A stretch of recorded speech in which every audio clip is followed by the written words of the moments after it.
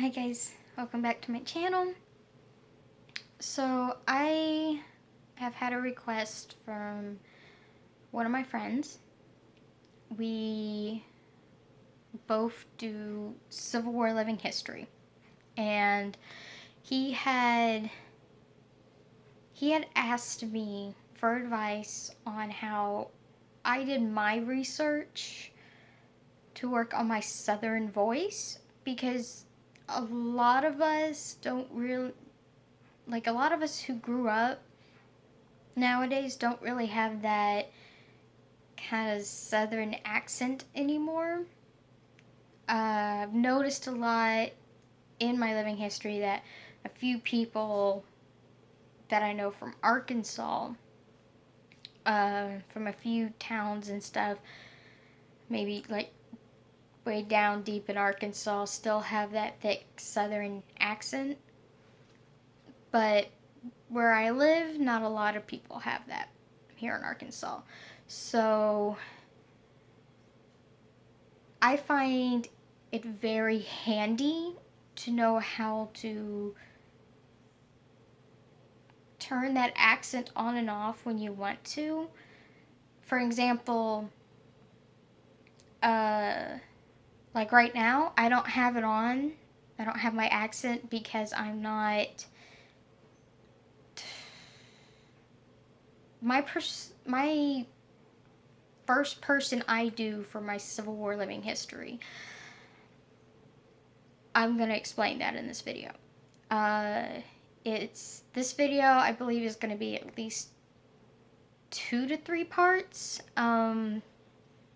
Only because there's so much to cover, and he wanted me to be able to pass on what I know, because I know some of the people watching my channel are reenactors with me, and I know few of them are kind of new to it and would like me to demonstrate on how I did my own research and how I came up with this. Most of my knowledge came from veteran reenactors.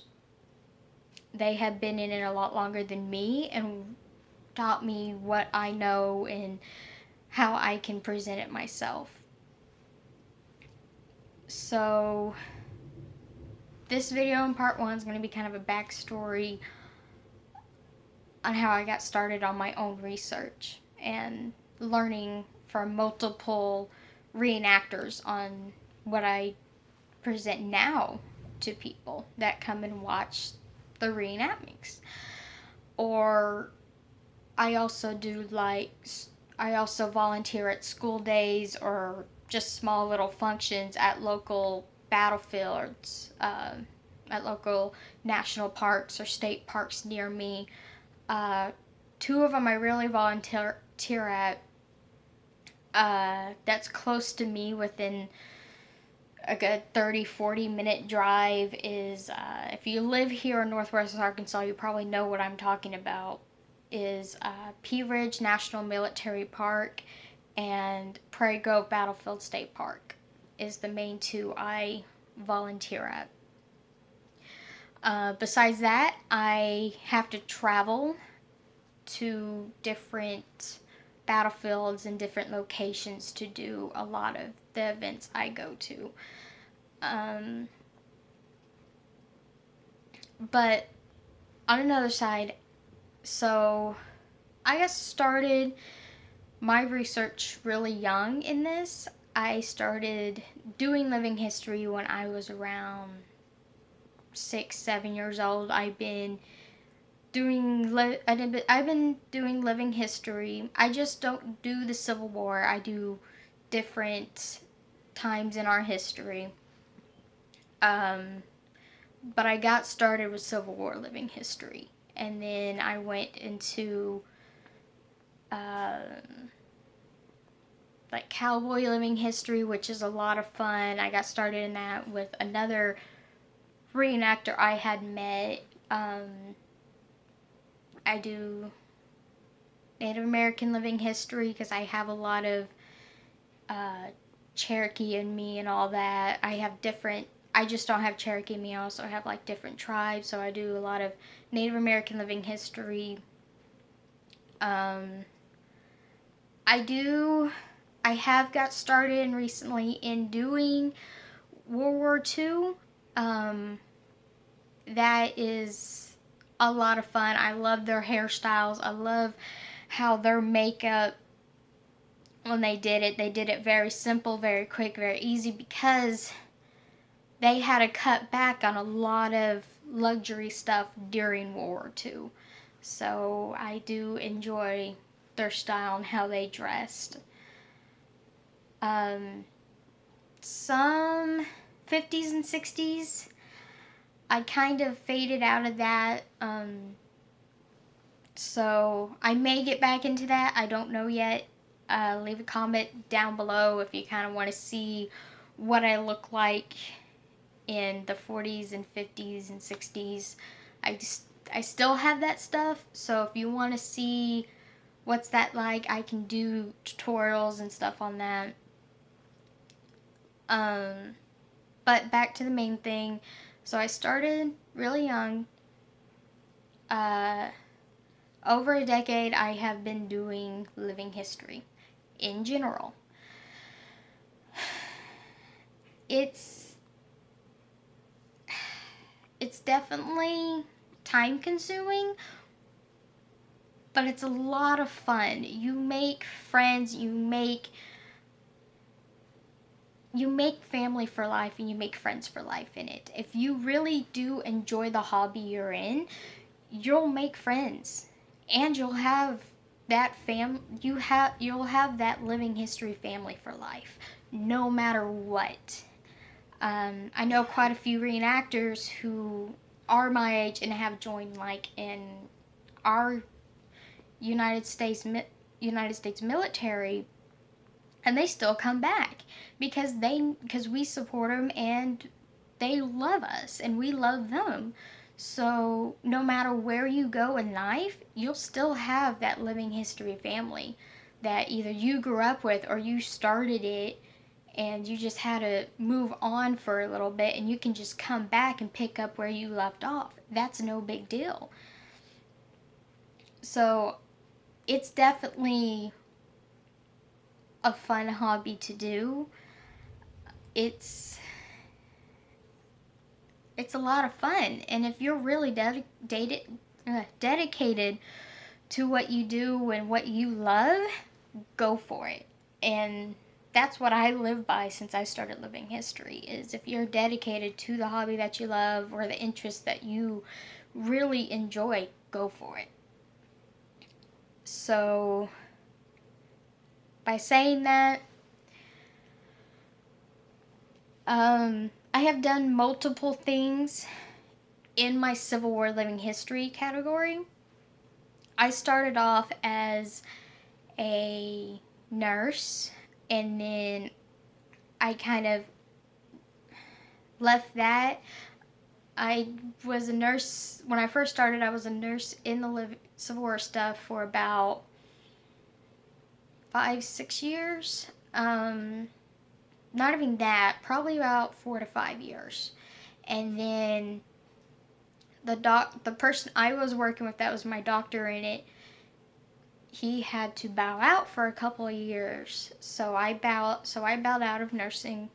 And my mom, I mentioned her in a couple of videos before. My mom also does living history with me.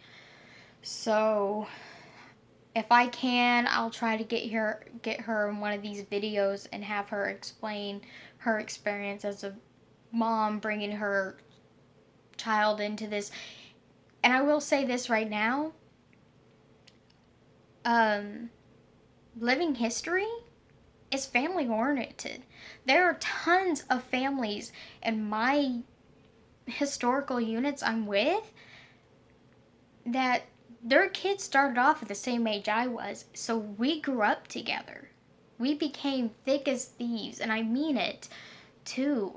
It's a blast. I mean, growing up with kids that have the same interests as you, it is definitely a lot of fun, and it's definitely worth it. So if you enjoy history and you want to know where my next event is, like my next event coming up is next month, and I'll be in Oklahoma. I'll be in Yale, Oklahoma for that event.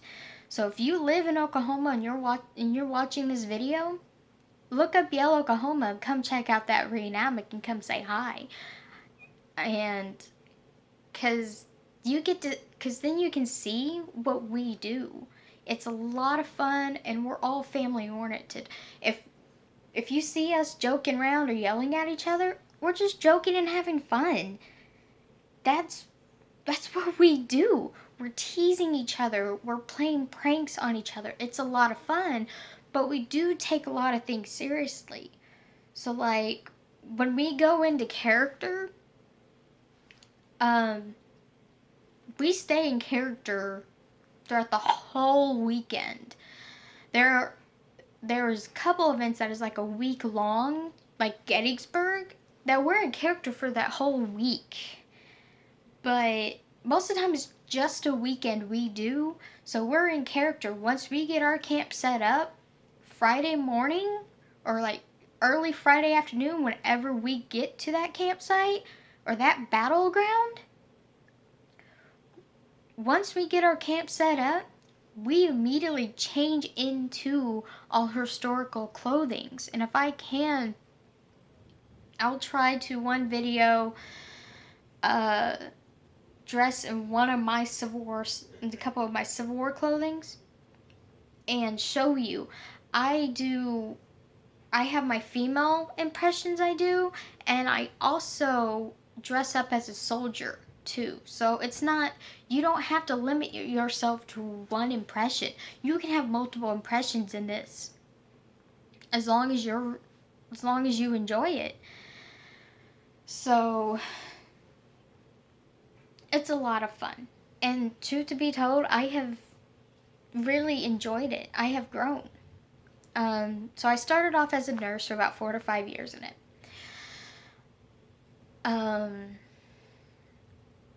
And then from there, I met another reenactor. She is amazing. She really is. And when I first met her, she told me to start calling her grandma.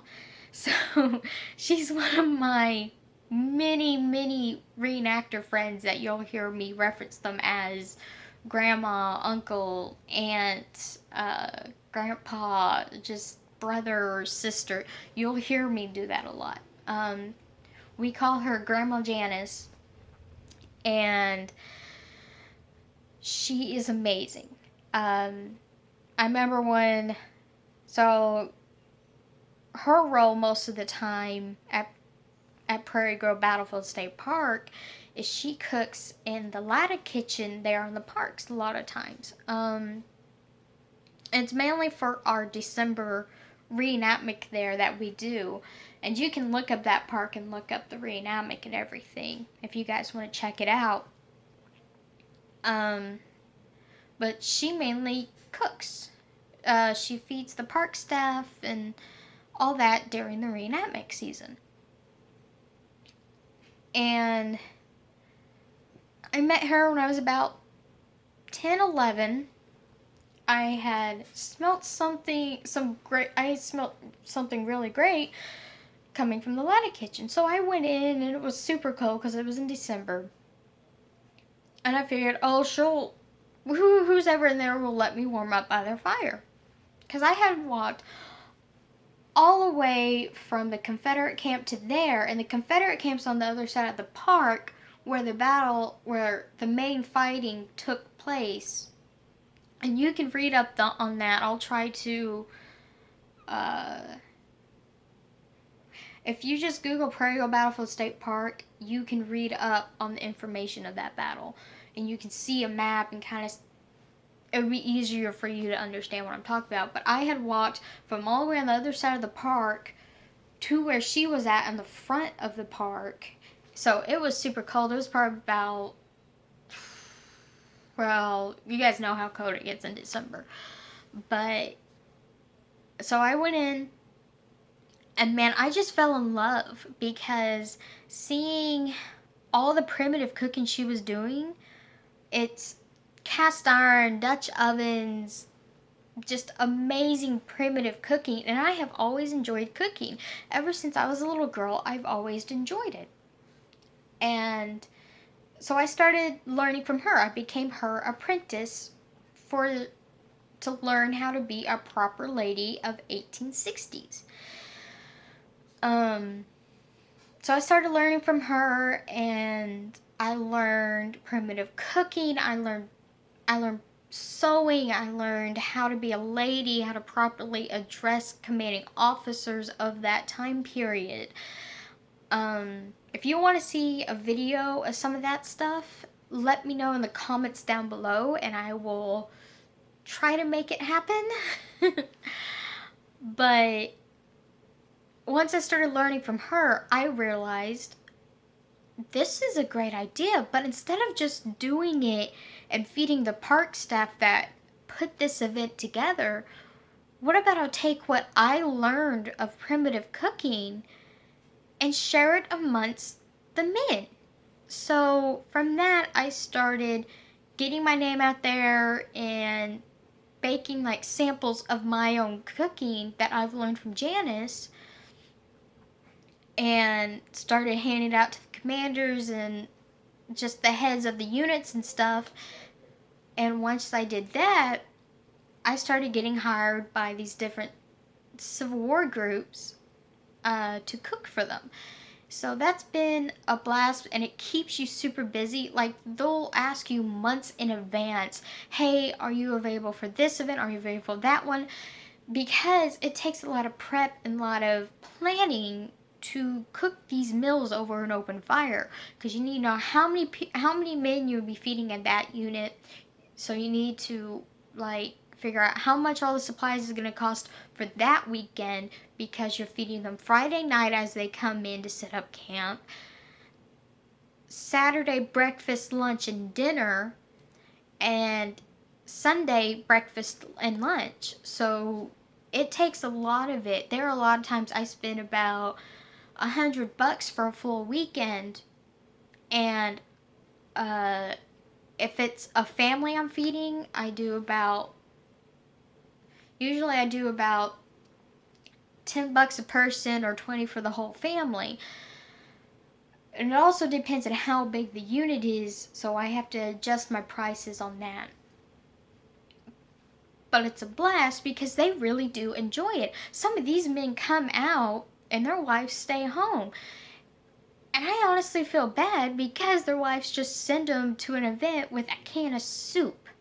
That's not gonna last the whole weekend, and they need a lot of food to sustain them and keep them going, because when you camp, you burn a lot of calories, and you need that extra food in you to survive. And the guys do a lot of marching over the weekend. So you definitely get your money's worth, and you definitely have that joy of feeding them and stuff. So, alright, I'm going to shut you guys off for a bit. I'll be right back.